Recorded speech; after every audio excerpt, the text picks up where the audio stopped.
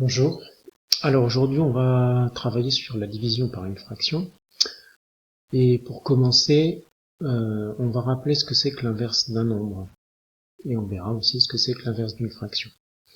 Alors la notion d'inverse d'un nombre, qu'on a pu voir déjà à un certain moment cette année, pour un nombre x, alors qui doit être non nul, l'inverse, alors on le note x exposant moins 1, c'est égal au quotient 1 divisé par x.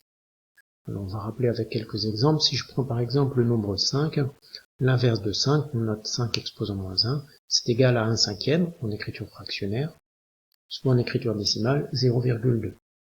Alors on peut remarquer que si je multiplie le nombre 5 par son inverse 1 cinquième, ça me donne 5 fois 1 cinquième, c'est-à-dire 1. C'est toujours le cas, lorsqu'on multiplie un nombre par son inverse, on obtient.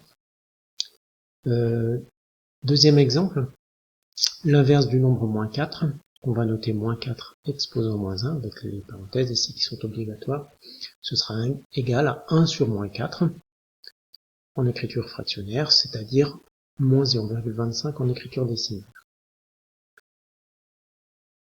Pour l'inverse de 10, on va noter 10 exposant moins 1, bien ce sera égal à 1 dixième, c'est-à-dire 0,1. Et encore, on peut remarquer que si je multiplie 10 par 0,1 ou par 1 dixième, j'obtiens toujours un résultat égal à 1. Passons maintenant à l'application de cette notion d'inverse à des fractions. Alors si je prends une fraction, pour avoir l'inverse de cette fraction, en fait, la méthode est très simple, il suffit de permuter le numérateur et le dénominateur. Donc si je prends la fraction 3 quarts, l'inverse de 3 quarts, qu'on va noter 3 quarts exposant moins 1, eh bien ce sera égal à 4 tiers. Autre exemple, l'inverse de la fraction moins 2 tiers, qu'on va noter moins 2 tiers exposant moins 1, ce sera égal à 3 sur moins 2, ou moins 3 demi. On sait que le moins, on peut le mettre soit devant le dénominateur, soit devant la fraction, soit devant le numérateur. Tout ça, ça revient au même, ça donne un nombre négatif. Alors on peut remarquer que moins 2 tiers, qui n'est pas un nombre décimal, hein, c'est moins 0,6666, son inverse, ce sera moins 3 demi, c'est-à-dire moins 1,5. Là, c'est un nombre qui tombe juste, un nombre décimal. Dernier exemple, l'inverse de 5 sixièmes. Donc là, il ne vous est pas donné. Donc, avec un petit temps de réflexion, je pense que pour tout le monde, l'inverse de 5 sixièmes, ce sera 6 sur 5. Donc cet exemple, vous aurez le complété sur votre fiche. Alors, cette notion d'inverse va nous permettre d'aborder la notion de division par une fraction.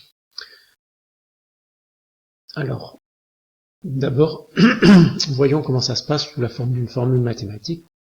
Si j'ai la fraction a sur b, que je veux diviser par la fraction c sur d, eh bien je vais remplacer la division par une multiplication, mais la fraction qui était après la division, c'est-à-dire par laquelle je voulais diviser, elle est remplacée par son inverse. C'est-à-dire que la fraction, quand je remplace la division par la multiplication, je remplace aussi la fraction par l'inverse, c'est-à-dire ça devient d sur c à la place de c sur d. Et dans le chapitre précédent, on a vu comment multiplier les fractions entre elles, on multiplie les numérateurs entre eux, les dénominateurs entre eux, on obtient donc au numérateur AD sur BC. Alors, l'explication en français, on dit que pour diviser par la fraction C sur D, ce qui est écrit ici, en fait, on multiplie par l'inverse de cette fraction. On multiplie par l'inverse, alors, celle qui est inversée, c'est toujours celle qui est à droite, parce que moi, je voulais diviser par C sur D, donc l'inverse de C sur D, c'est D sur C. Donc c'est toujours celle qui est à droite qui est inversée. Voilà. Alors, on ne simplifie pas, on a vu qu'on pouvait simplifier pour faciliter les calculs, on ne simplifie pas à l'étape de la division, il faut d'abord transformer en multiplication pour pouvoir simplifier. Alors, voyons deux premiers exemples.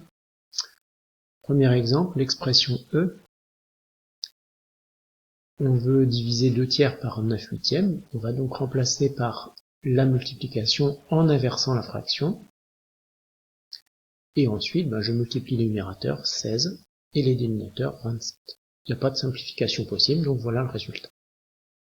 Deuxième exemple, alors là, on a un calcul un peu plus complexe puisqu'il y a deux opérations. Il faut bien sûr respecter les priorités et les règles de calcul.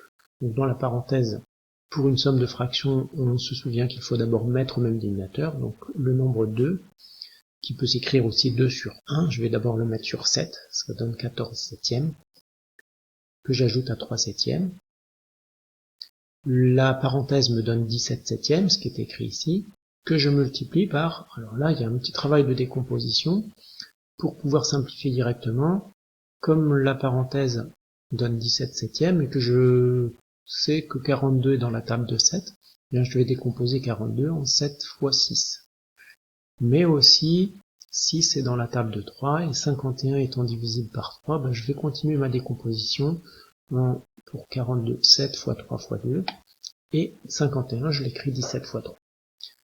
Ici, on a pu simplifier par 17, simplifier par 7, simplifier par 3, et il reste f égale 2. Voilà. Alors, vous aurez, vous, sur votre fiche, à compléter aussi le dernier exemple. Calculer l'expression g, qui est égale à 5 quarts divisé par 7 huitièmes. Donc, au niveau de la méthode, on multiplie d'abord par l'inverse de 7 huitièmes, c'est-à-dire 8 septièmes.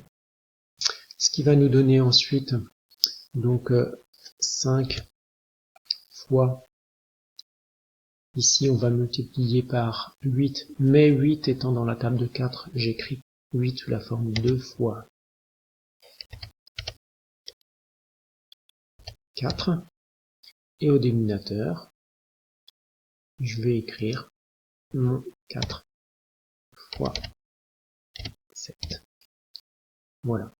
Alors je peux ici simplifier par 4, il va rester donc au final 10 au numérateur et 7 au dénominateur.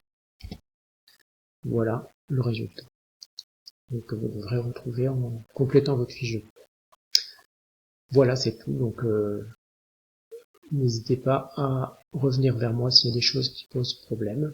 Et ensuite, passer aux exercices d'entraînement. Bon travail.